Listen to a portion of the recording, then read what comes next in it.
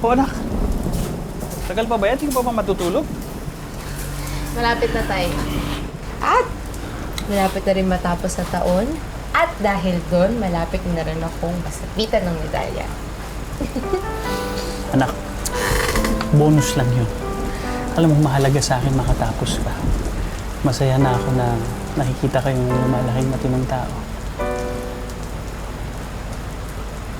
Dahil yun sa'yo, Tay. Mario! Oh, Kagagaling ko lang ng barangay. Nakausap ko si Kapitan.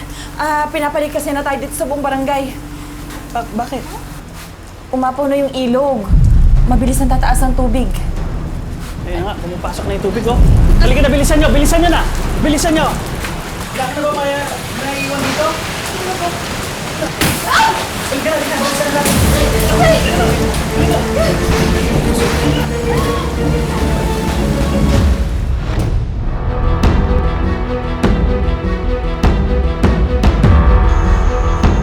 Tay!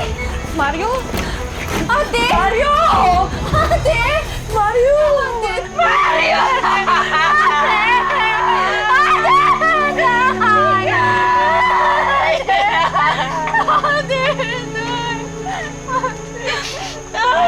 Ginawa mo ako, ginawa kita mo yung pamilya mo!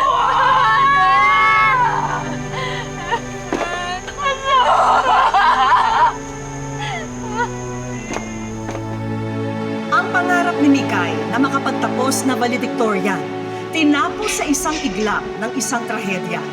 Sa ngayon, patuloy na nagluluksa ang mag-inang Liway at Hadasa. Siguro kung nangyari yan sa inyo, masabi kayo bakit sila pa. Pero ang sinabi lang sa akin ng anak ko, Ma, tiwala lang. May Diyos na makapangyarihan. Yun ang sinabi ng anak ko. Nay, di ba, sa hangad ni Mikay na maging isang napakahusay na estudyante, nawala po sa piling niyo si Mario. Gaano po kahirap ito? Kasi si Papa yung tipo ng tao na lagi kang pagsasabihan, tutulungan ka kapag di mo kaya yung mga subject, papangaralan ka ng paulit-ulit para lang makuha mo yung